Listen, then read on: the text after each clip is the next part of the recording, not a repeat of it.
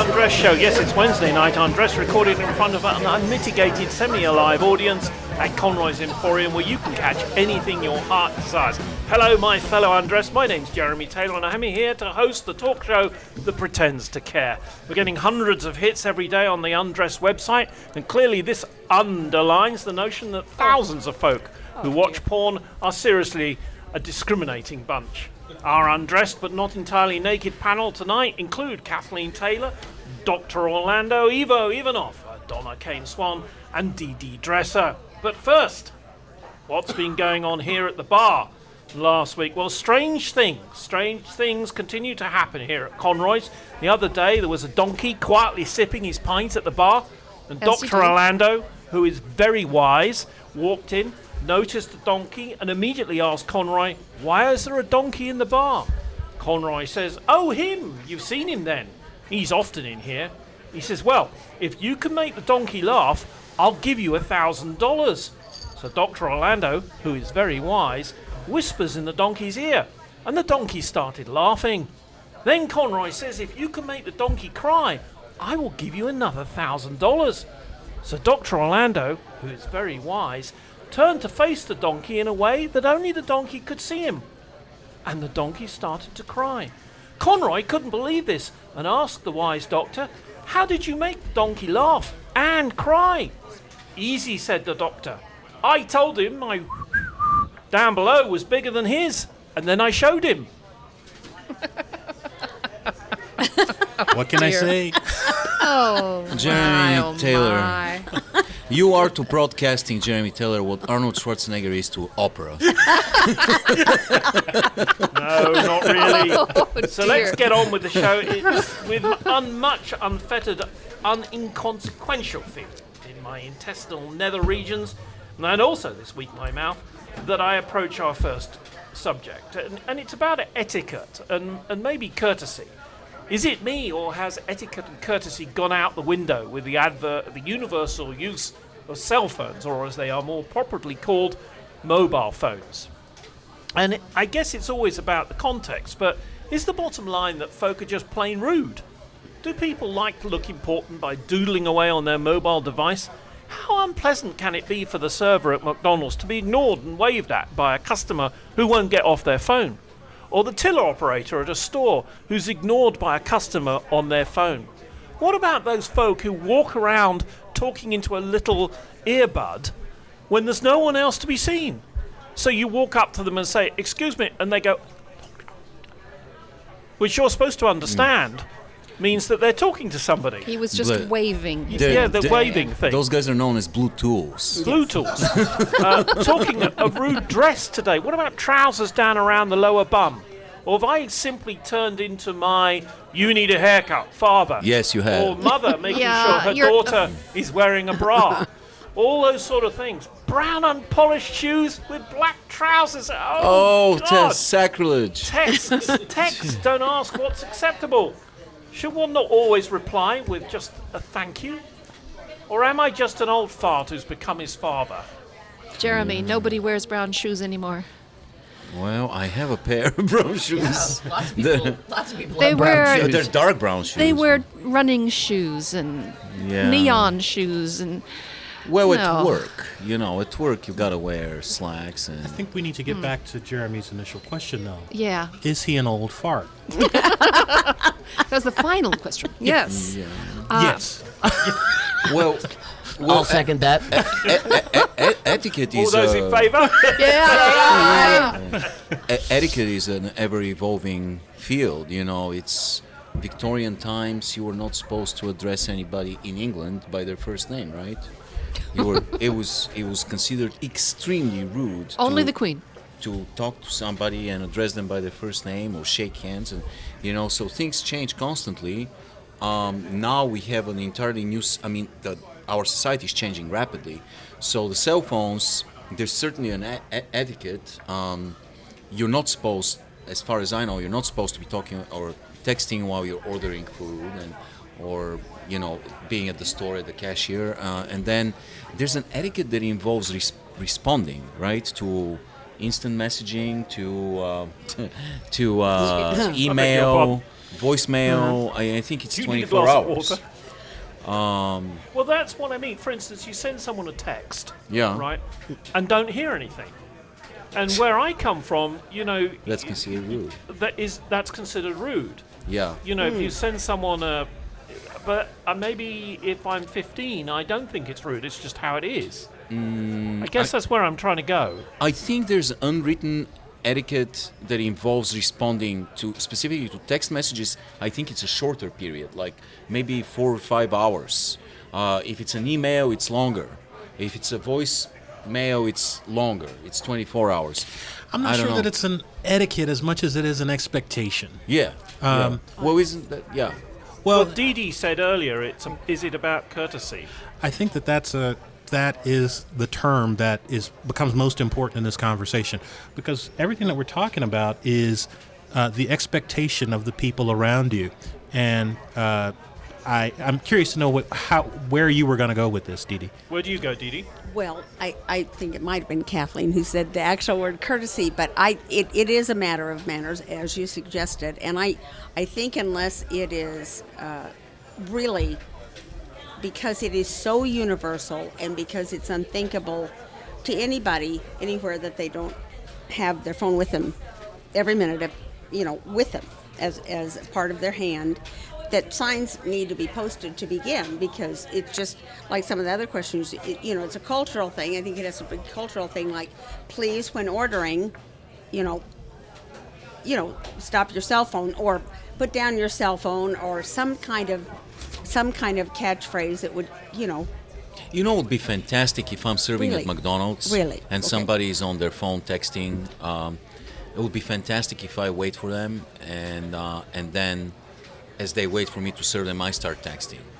And I tell them, just a second, I have to Yeah, finish, yeah. That's perfect. I want to just go just a little bit deeper, and perhaps it's because the generation that controls a lot of things in terms of business, Right. teachers, have certain expectations, but this lack of courtesy will come back and bite you in the butt as you try and you've navigated your teenage world, and everything was fine and all those pictures, but now you don't In get the the job workplace, because you texted all that stuff. And that interviewer is not interested in listening to you on the phone. He wants to hear why it is you are right for the company. And the culture of a company is still set by the older people that run that company. And believe it or not, all these kids that are teens who all think that when they get into the business world, they're going to change that world. Well, that was us once upon a time, where we thought we were going to change it, and we didn't. We may have bent it a little bit, but we bent a lot more to the people who were hiring us and paying us. I like it.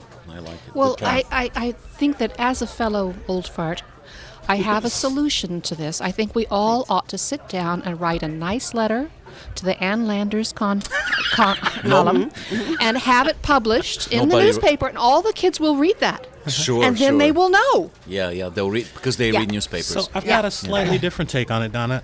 I think that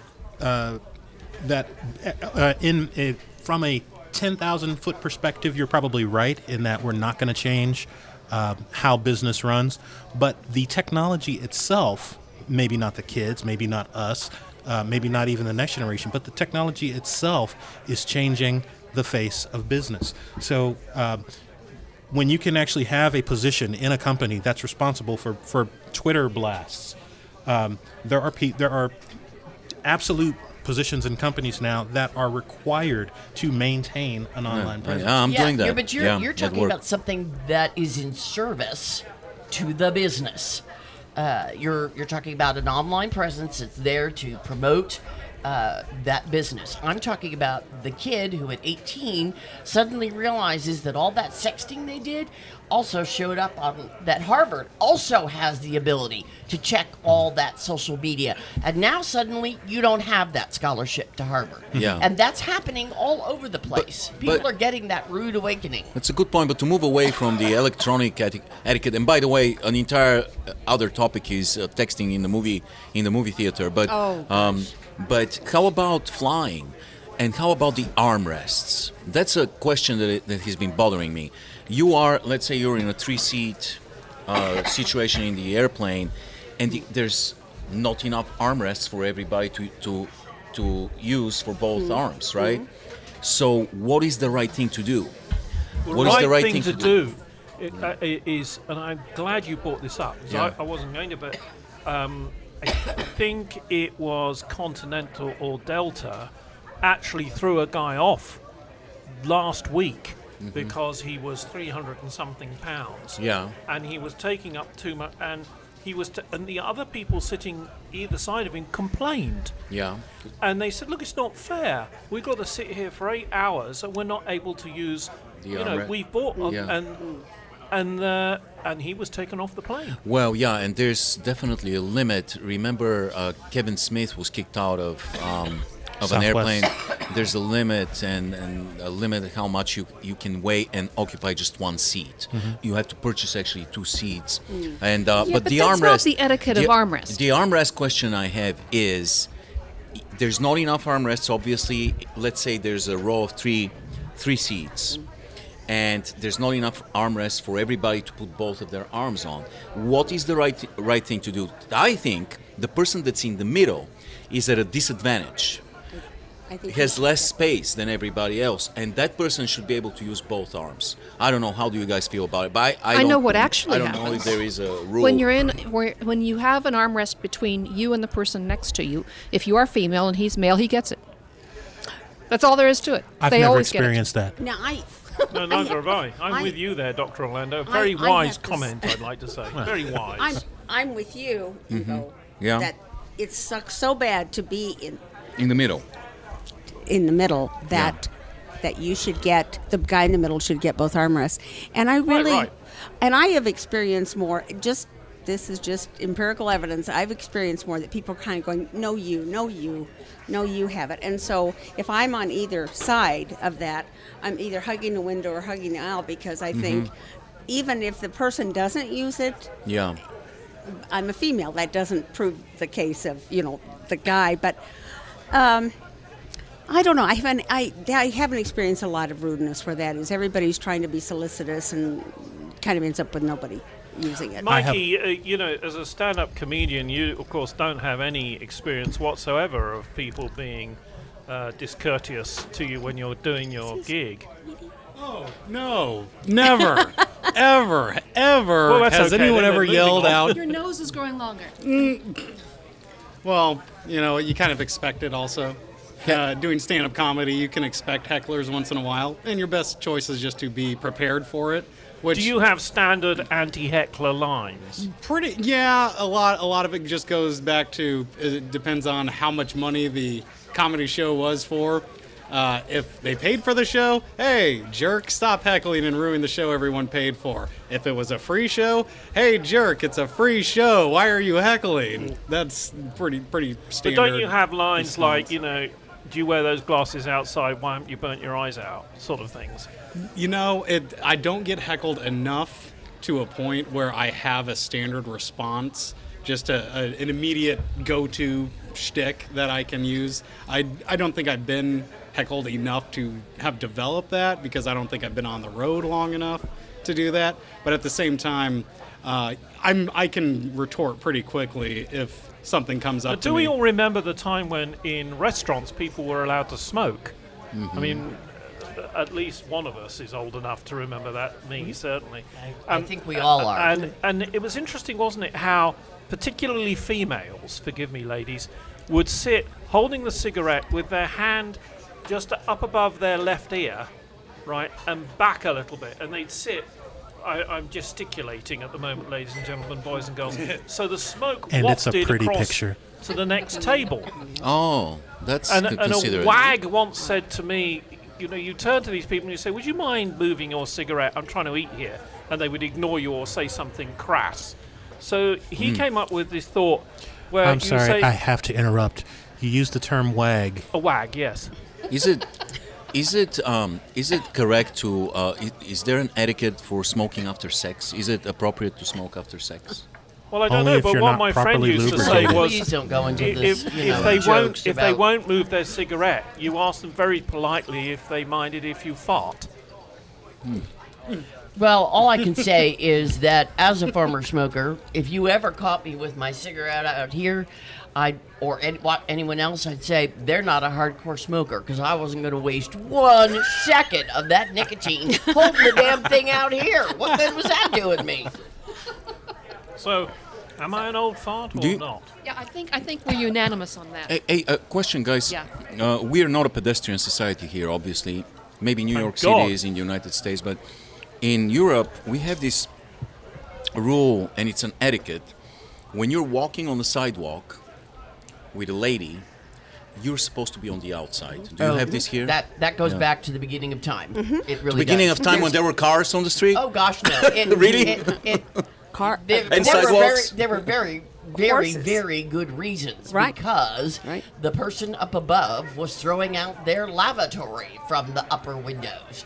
And so when it came down, it would hit the male and not the female. Because in my family, we didn't walk on the pavement or sidewalk. Girls are supposed to be on the outside. No, Inside. no. Inside. And- so they're and not also hit the- by the- That's right. flying water, flying shit, Or flying puddle. anything Or coming out of the road. carriages, Exactly Or so. horses. carriages Yes, going yes. past. Dede has it. In fact, the sidewalks Yes. were higher. Yeah. And so the lady with the long dress would be on the inside, I'm told. We, of course, would be in a coach. So we just saw. But And when you walked into a person's house, most of their rooms, unless they were extraordinarily wealthy and had rugs, and then the people to beat them in order to clean them had straw in their house, because it almost didn't matter. You still came in dragging tons of mud behind you.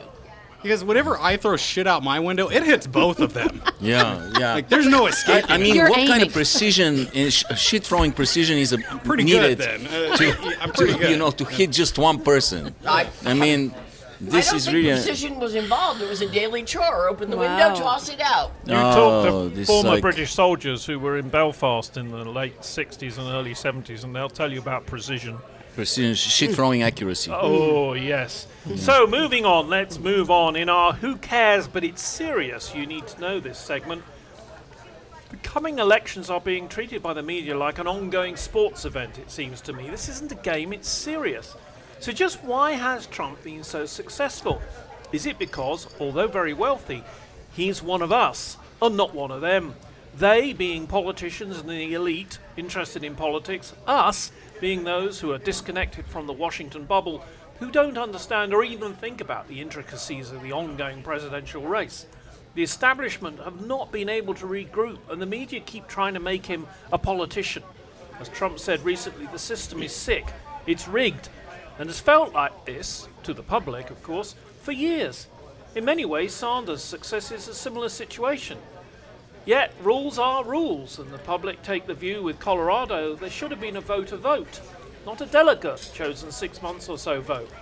Has Trump actually, 6 months out from the elections, already managed to beat the elites? Maybe it's time for a change, and even if Trump doesn't finally prevail, has he opened the way for an American third party in 4 or 8 years by showing that it definitely can be done? Third party or Third Reich? Either. Yeah, I don't know. Tom Hanks for president. Yeah, he rebels against the rules when the rules don't help him, But in a way, he's right. The Colorado thing was ridiculous. There was no vote. There's no vote. It's just, what's the point of democracy if you can't go out and cast a vote? But them's the rules. Rules, but that's not a democracy. It's what is it? It's bizarre, and I think Trump is actually getting very, very closer and closer to running with his own third party. You And- forget that the parties, the Republican and Democratic parties, have nothing whatsoever to do with democracy. They are organizations that are there, that are outside the democratic rules. If you want to vote for somebody for president, it really doesn't matter whether they are the nominee of a party or not. You can vote for them. You can write their names in. Therefore, there's nothing undemocratic about what they're doing. It's not the same as a regular election. They don't have the same rules. They can have whatever rules they want. And if Trump, with all his vaunted executive ability, can't manage to read the fine print before he goes for it, then that's his problem. Right. Isn't his entire platform about how incompetent Obama's administration is, and he can't freaking figure out something as simple? Exactly. It's He's really been heard shown about up his as kids, right? completely useless. What? Yep, that's good. His kids, they didn't register in time to vote. So yeah, no, I that was just a point in your favor, Ivo. I'm hesitant to think that a third party is going to be a realistic probability.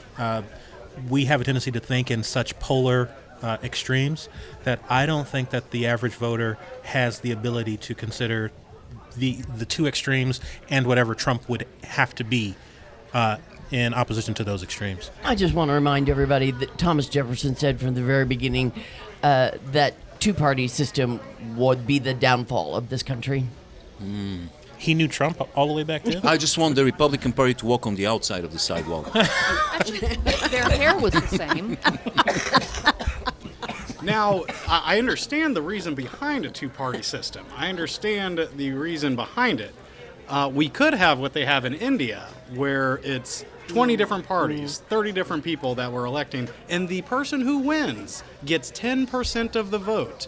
Now, I don't think that's very democratic. Sure, Well, we... that's actually happens in many, On the most other countries, hand- actually, Yes, where that's you it. need a coalition. There are a lot Yeah. of proportional voting systems where it fixes all that. I have used to lecture on proportional voting Yeah. systems, and just because you've got a bunch of parties doesn't mean the final person who's elected, if you get the right system, doesn't have majority support. They do. Oh, sure, yeah, absolutely.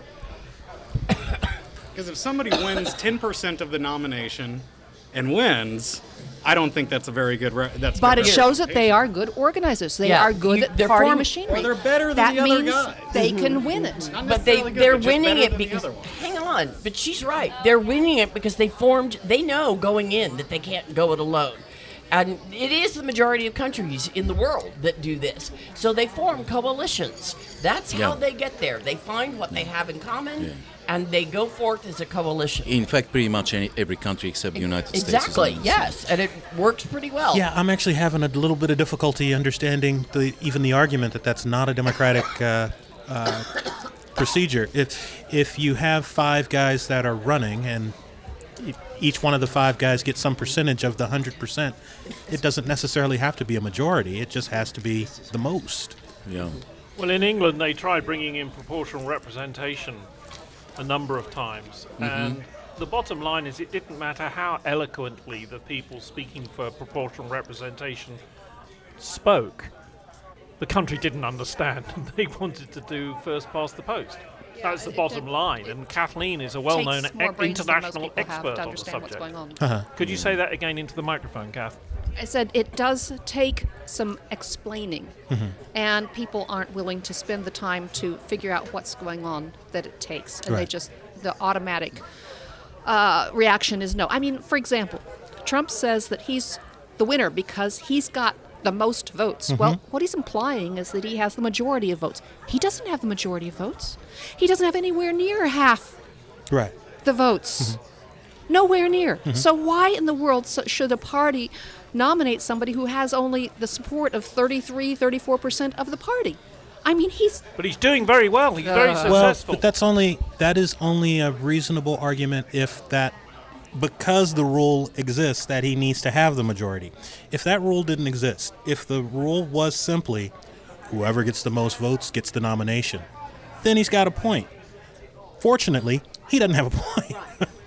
The other side is having similar problems, though, with You think? Bernie Sanders and the superdelegates. What happened in Wyoming? Exactly. Yeah. Yeah. Oh. Merry Christmas. Ho, ho, ho, ho. It's Christmas time! It's Well, Christmas she- with Donna she has- Kane-Swan. Yeah. She has significantly more delegates than he does, and quite Only frankly, if you exclude the superdelegates. she has most of those superdelegates because the Clintons have been working the Democratic machine for the past 40 years. Those damn they have Clintons. made That's relationships. Sanders' they have, point. I don't care. She deserves, first of all, clearly, I'm voting for her. But Tell us if how you you've really feel. worked Yeah, how do you really feel, Donna? But if you've worked and worked and worked and formed those relationships, yeah, you have a right to ask back of those relationships. Bernie Sanders has never, ever gone out and campaigned for fellow Republicans, never raised money. Raise money For with Democrats, giant raise money corporations. for fellow Democrats. So there is a reason why many of them are sticking with her. He's too busy representing people. Yeah. He's too busy representing his constituency. He was too busy saying whatever he needed to attract enough votes to get elected. He's too old, and I'm the oldest one here. He's too old. Now I think that the democratic process has a problem with superdelegates in itself. We should not have superdelegates because Well, that's a discussion for another day. I think this ties into the same discussion because we should not have superdelegates because one single person should not have that much influence over the vote in itself. If you're talking about democracy, you definitely have a point. I mean, if we're talking about everybody's vote counting, then the whole notion of the superdelegate is. The But superdelegates we're were talking about party machinery. The superdelegates were invented in 1988, and there was actually a noble idea to prevent a Republican outsider of hijacking the Democratic Party, but it's like with most good ideas, eventually turned into a bad idea, I think. So I don't know. But my interest, I drag this conversation back to, has Trump actually done something? Whether he prevails or not, has he changed or is he changing the face of American politics? Are we going to, in 50 years' time or 150 years' time, look back on this set of elections and say, well, this strange millionaire actually kept it going. He had enough money or enough something to keep it going because in many ways he was one of the people and not one of the Washington elite. If anything, the system will fortify the current situation if they're successful in stopping Trump. This just proves that this strategy works. They don't want an outsider like him to take over. But they is the elite, Or isn't the it? reverse is establishment. true. Yeah. I think if he prevails and he gets nominated, I think that, then I think it's open to that because, there have been the Perot's and the McCarthys who didn't. I got didn't never screwed. meet the McCarthys, but they were local families. I don't mean Joseph, I mean Eugene. Lucia sounds like the mafia. But why would I am this not at not all- inspire other crackpots? I Yeah. mean, Dr. Orlando. I'm not at all sure that this is anything more than Trump taking advantage of the shortfalls of the current system, which you can't necessarily blame him for. But I would be very, very worried if we're looking, a year from now at President Trump, based on the tactics that he's used. The whole system is discombobulated right now.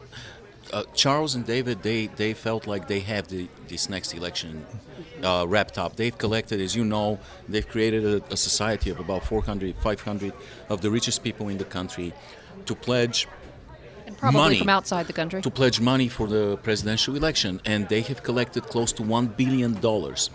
In their minds, this is more than enough, $1 billion, to serve them the presidency on a platter. But now they have Trump, who is so insane, so out of control, so uncontrollable that even this kind of money are probably not going to get him the election. Because he's completely out So of you just said two things. You said insane and out of control. Do you really think that he is insane and out of control? No, I don't. I mean, crafty like a fox. I think he has tons of personality disorders. But clinically insane, you gotta have to wait till he actually hurts or kills somebody. There was a point. point on this show where I made the comment Which hasn't been that proven yet. he has to be a pretty smart guy to be able to manipulate the system He's as manipula- effectively as he has. Is it his people who's doing the he's- manipulating? He's only, And that's the response I get, that it's not Trump, that it's his people.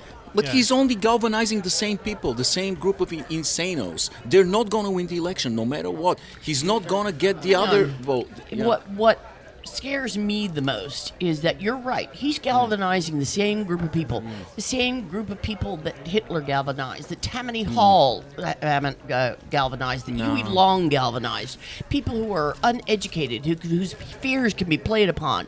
And there's always a scary outcome on that. They've been galvanized for quite a few years by now. Before now. Sure. They just They've needed been someone galvanized to by Fox lead the News, way. but that was just the tip of the iceberg. I mean, that was just cashing in on it. There's been people who have been fed lies and distortions and fear and hate for years and years before Donald Trump came along. Sure. So this is a machine that's been out there assuming that people who were scared were going to vote for the Republican Party, and now But that was kind There of you my go. point, is that fear that you're talking about has been cultivated for a long time. And in each one of the examples I gave, all it took was one person to One set the particular match. personality, yep. The anti-Jewish feeling in Europe in the early part of the 20th century. The thing is, we have so many factors involved with Hitler and the rise of the social nationalists in Germany. We had the reparations and contributions from World War I. They had put Germany in an extreme poverty situation and economic depression. And here, I think what people don't realize, the Republican Party and Donald Trump in general, is that the racial makeup and the ethnic makeup of this country has changed dramatically. And you cannot win an election without the Latin vote, without the minority vote, without the women vote. And he's repulsed all of these people. I don't see. He's not repulsed them all. First of all, if you were to take away the immigration issue, you'd find a lot of Hispanics and Latin Americans that would embrace the Republican, completely embrace, because it does stand for everything they believe in. God, family. It's the immigration issue that holds them back. The only people that are a shade darker than Owen Wilson at Trump rallies are there to be punched in the face. That's the only people that you will see that are not freaking Aryan And then nation. why are there so many African American people coming out of the woodwork going, not all of us are white, that love Trump? Let's move on to another quick subject if we can, and the changing role of women and non-white Americans in society. The other day was Equal Pay Day. In many states, it's not even allowed to discuss pay in case women find out that their colleagues earn more than they do. Now that our subject group have a seat at the table and have proved that they can do it, why are they still not treated equally? Is it in reality actually still just too difficult for our culture to change completely to an equal basis? A couple thoughts immediately. The wage dissemination, anti-dissemination laws, however you want to describe them, were not put into place to keep women from learning that they're getting paid less. It's to keep all the workers from understanding. Equal pay for equal work. Yeah. It's not just Kathleen versus me. It's me versus Evo. Yeah. It's to the business's interest to keep all of us in the dark, regardless of our sex, as to what each one of us is getting paid. Or else I might ask for the same amount as Evo, or God forbid, he asks for the same amount as I get. Yeah. So that's just sort of outside of the scope of what we're talking about. I get the point. I get the idea that what we're talking about is that there's this notion of discrimination that's built into business. Sure. Or at least that's the idea that we want to talk about, I assume. Women are paid currently, 82 cents to the dollar? 79. 79 cents to the dollar. But there are some states, I think, like in D.C., it's really close. It's maybe 95 cents. It's really close there. And then there's some places I've read recently, because we actually had a show about this, like Inglewood, California, where the women make more than the men. Now, that would be an interesting thing to research. Why is that? But what about And he laughed when he said that. That's what kills me.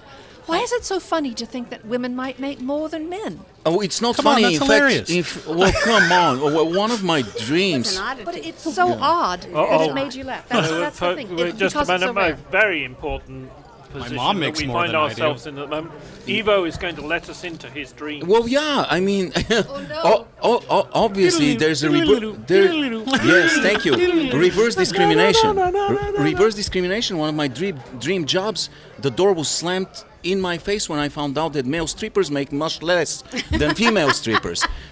That's You why know, you that's I bring had to the give up on pride. the dream. I had to give up on my dream. You've only got one thing. We got two. I see. And I really got to say, I'm so glad. I think we have You were three. cut out of that dream. So, Well, I mean, I just want to chime in. That, for example, would be because of the demand. Yes, for supply and demand. The client, that Yeah. would be the client demand. Yeah. The length of time that goes into And demand not only too, of time. the amount of clients. He walked into that. It kind of does go with the same. It goes. There is, from the statistics I've read, there is about a 7% explainable discrepancy between the sex pay, which is can only be explained through sexism. But the 79 cent to $1, it's closer to about 90% to the dollar. well, Yeah. Evo is an expert on and sports. that Yeah. incorporates amount of time worked, Yeah. time taking off for the family, Completely maternity disagree, leave. 90. Completely. It's a lot of statistics. They don't Yeah. all balance out to the Right, right and the thing. fact that they cannot, that there have been so many studies done on this, and they factored in everything that you just said: maternity leave, they leave the workforce earlier, etc. They have factored everything in, and even after doing that, can still not come up with a reason other than what you said earlier, which is it is discrimination, yeah. plain and simple. There's definitely injustice, But and we just have to understand that some of a few percentages of the statistic you can account for that isn't sexism, but a lot of it is. there is a lot of sexism in sports, guys, and Kathleen. It's not all blatant discrimination. It is perceptions. Look, teachers get reviews from their students, and studies show that when, one study I looked at said that they gave lectures on astrophysics or something and wrote them out, and male actor and a female actor memorized and did the lectures equally, and then they asked the students for the reviews, and they consistently decided that the woman actually knew less about the subject. what? Yeah, This is word for word the same. This is actually a study. There's a very similar study that was done, and it wasn't a study. They did it in practice. I believe it was in Chicago to prove the disparity in math scores. So they had a class take math. The tests were submitted first with names on them to their regular teachers, where the girls were routinely marked down in score. Then those same tests were given to a group, now presented anonymously, given to a group of anonymous graders, and this time the women scored much higher. So, You know what's interesting is recently 5 members of the United States soccer team, national team, filed a lawsuit against United States soccer. They were members of a team that's legendary. They have won 3 World Cups and 4 Olympic gold medals. And they were paid something like 50 times less than their male counterpart. Yeah, made way more money. Yes, and they made more money Yeah. for the organization. for the organization, Yes. millions and millions of dollars, and their match, their final this last summer was the most watched soccer game in the history of Yeah. the United States soccer. And yet, the male counterparts who barely made it to the round of 16 and have never made it any further got paid significantly more. And also there was another problem. The girls actually tried to rebel during the World Cup in Canada last year because they were the FIFA, the world governing body, put them to play on artificial turf, which is bad for your ligaments, for your joints, and it would have never happened in a male World Cup. So they tried another lawsuit back then, and it was unsuccessful. And, of course, they filed a lawsuit against FIFA, whose president at the time, Sepp Blatter, is the same guy who once suggested that they wear tighter shorts so their World Cup would be more successful. So there's definitely sexism, and there's old world sexism that exists. Dr. There's Orlando, residual stuff. he's trying to get in. Yeah. No, I didn't want to get in. I actually was very interested in what Ivo said. But my thought or question is really sort of turning it all the way back to the being able to disseminate how much you make. Is that a good first step for combating a lot of this that we're talking about? Well, I mean, tennis got it right. How did tennis get it right? Tennis, currently, the four major tournaments, Australian Open, Roland Garros, US Open, and Wimbledon, they pay exact same amount of money to the men and the females. That is true. And yet Serena Williams makes about 1/3 of what Nadal makes. Well, she And makes why 1/3 of would what that Sharapova be? makes, too. But why would that be? Because no one wants a female spokesperson for the box of Wheaties or for their latest sneaker. Well, I guess, and ultimately that is my question. Is there... I think everybody here at the table is in agreement that there is sexism, and I question whether or not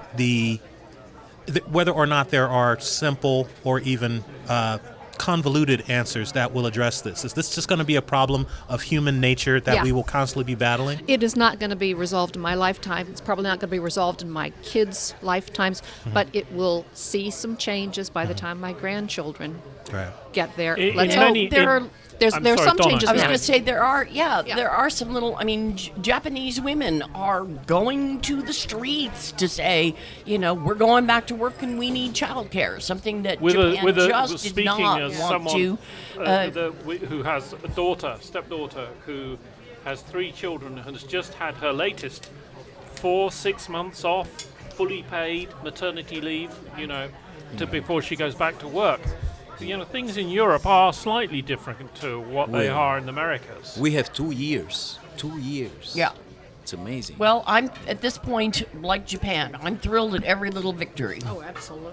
But ultimately still wanting equality. Oh my gosh, yes. I thought would that was like to take self-explanatory. a quick 5 minutes. No, I think that's important to say because I come from a group of people that have been told, wait your turn, wait your turn, wait your turn. Were you just watching the Jackie Robinson? Actually, I wasn't watching it, but I'm familiar with it, yes.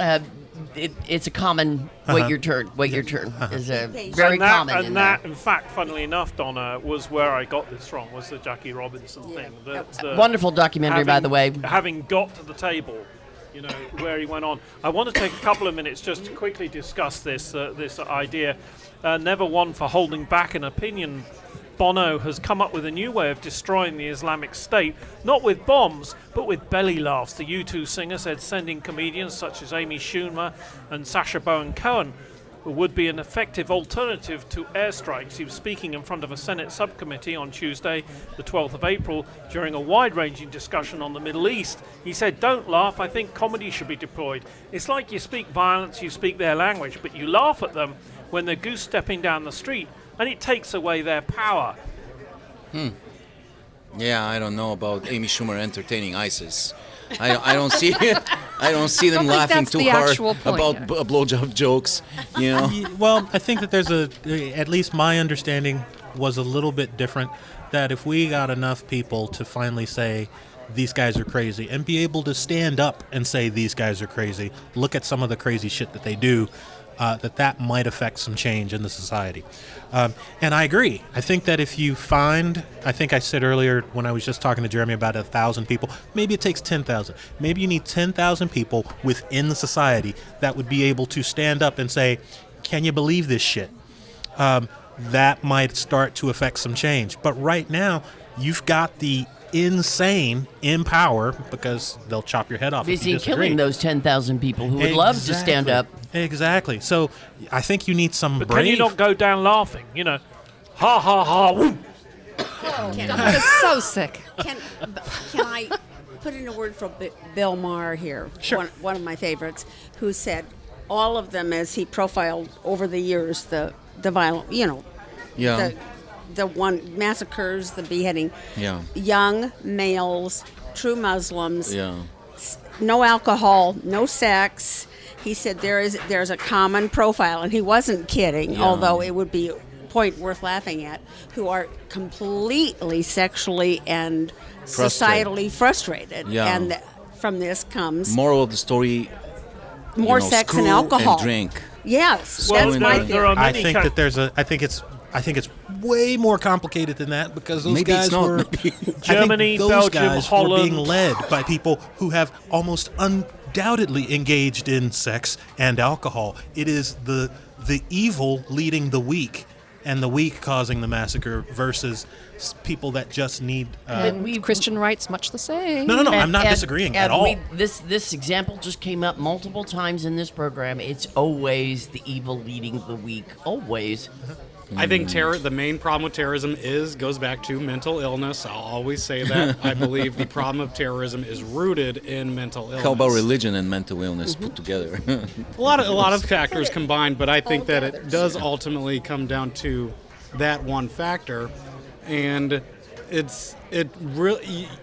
I'm almost not surprised when someone who's never seen a woman, the only part of a woman they've ever seen is their eyes.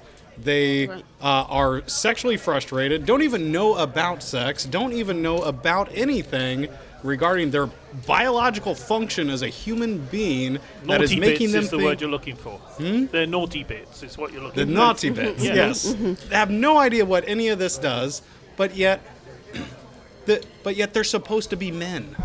They're supposed to be good, rational, functioning people of society. No, they have been told that that set of qualifications that you just listed is exactly what they're supposed to be. The people that are leading them have told them, stay away from women, stay away from alcohol, stay away from anything that alters your consciousness.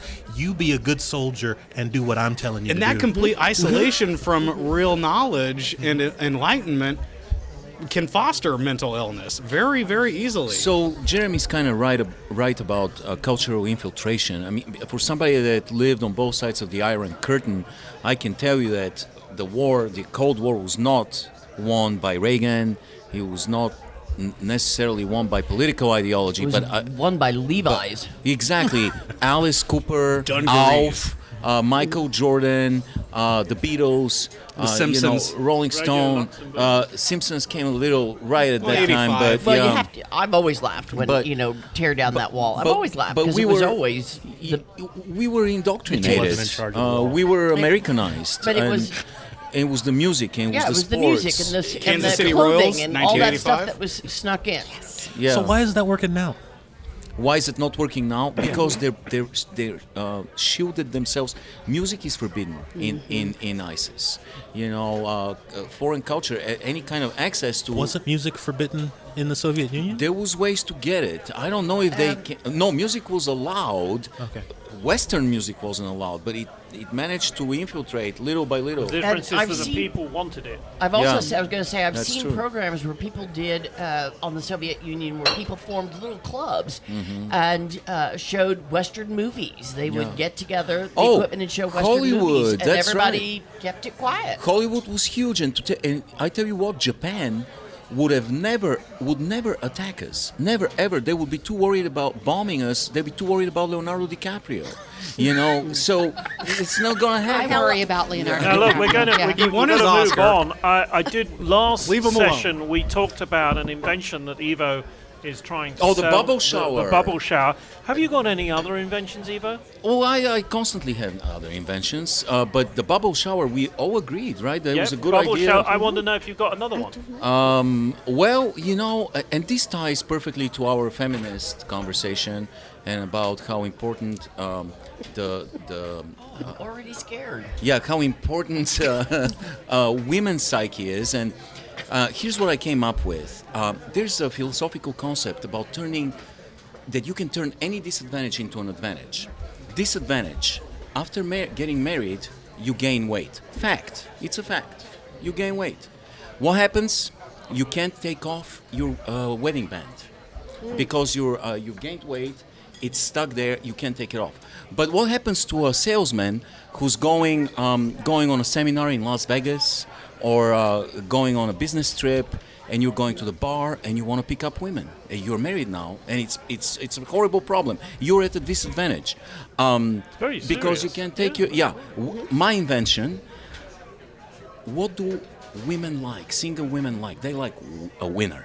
They like a strong man, a winner. So I came up with a fake cubic zirconia engraved Super Bowl ring, which is basically a clip-on or a magnet where you can just put on the wedding band, and suddenly you turn the disadvantage into a huge advantage. You become a winner. Your wedding band becomes a Super Bowl ring. Oh, now that State champ, 79. I have to say, Very I good. have to say, Kathleen has lost some words again. What words have you lost, Kathleen, this week Well, from the I media? found a headline that you might have seen and you might not. Here's the headline.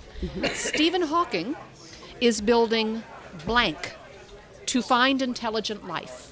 Stephen Hawking is building What? blank Fill in the word or words. to It find could be intelligent a life. It could be of more words. than words. Okay. One word. Yeah.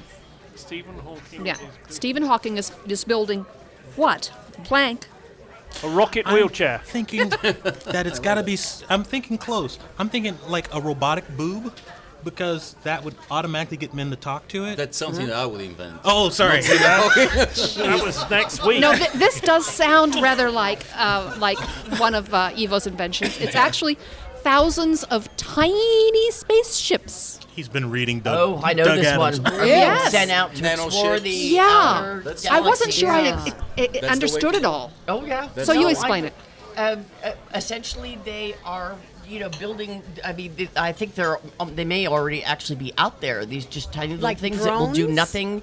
I think they're even smaller than that. That will have the capacity to go out way, way out. They require like almost no fuel, obviously. Yeah. No people, no food. All they are is It's little going to be data like cluster machines. bombs that will Yeah. just go out. There's something to do with lasers powering them, and There's they a- take photographs. Propulsion. Yeah, and But that's all Say they that do again? is. Ionic thrust propulsion. Are you making that up? No, that's a real thing. Oh, okay. yeah. And Richard Feynman, way back, had a very famous speech that was titled "There's Plenty of Room at the Bottom," and it was about nanosystems and the nanoscale, and how he basically predicted Yeah. that we will start manufacturing everything on the nanoscale, and Yeah. it will change It the takes world. too much money to Next send one, big ships, Kathleen. men, What- food, all that stuff in there. So To change the subject to Mm-hmm. other things here. Next one. Blank. Rise from leaves this to one's bite easy. again in blank area. Yes, the tree mites. oak mites. Oh, mites, let yeah. somebody guess something like vampires. Too easy. Snoopy rises again from the Okay, leaves. one more. One All right. more before we go to the word with Dr. Right. Orlando. Okay, this one actually is from a different sort of publication. Oh dear. No one in the nation notices the total disappearance of blank. Kanye. No one in the nation. Richard Simmons. No, notices the total disappearance You got of. that from the news recently, and I can't for the life of me think of what it is. Yeah. No one in the nation noticed the disappearance of. Rick Perry? The PlayStation 2 servers. Yeah, there you go. Holy sh! Yes. Actually, if I give you a clue, it's from the Borowitz report. Oh, that's a great clue. Yeah, For me that's, to move that's a satirical Yeah. satirical Yeah, column, yeah. and the answer is Chris Christie. Ah, Poor old Chris Christie. he has. More space He has. Yeah. Okay, now, He's disappeared entirely. ladies and gentlemen, boys and girls, we've got Finally, to we that. can get over that bridge. We've got to that serious point in the evening or the show when Dr. Orlando, who's very wise, brings us the word. This week's word. Please bow your heads. Brothers and sisters, we now begin our prayer for knowledge. I'm going to show you this week's word. It is snow clone. Snow. Snow clone. SNOWCLONE. It is spelled like it sounds. Snow clone. Wasn't there a Calvin and Hobbes episode about this? There very well could be. Here are your options. Does snow clone mean an unlikely duplication? Yeah. Does it mean an updated cliche?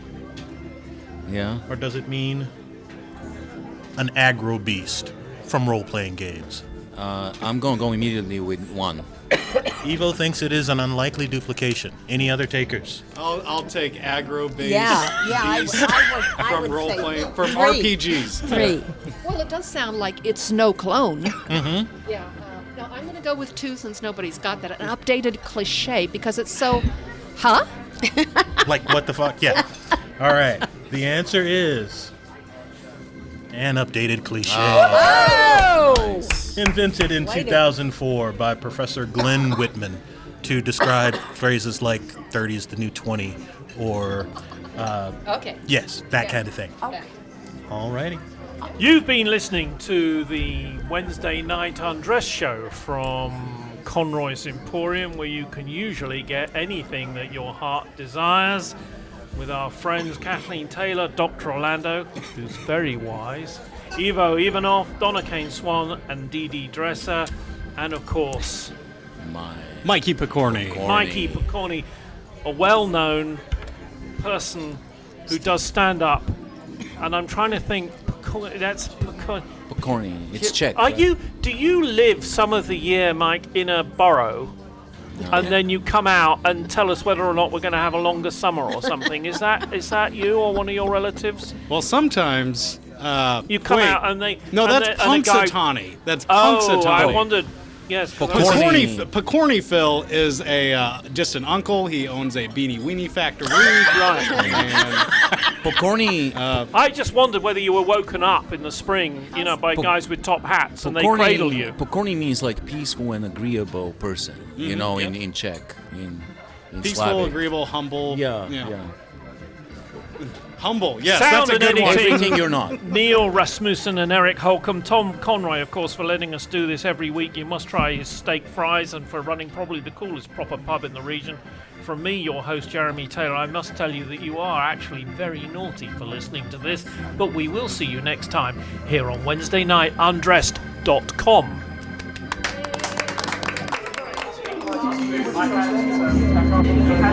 Stand up.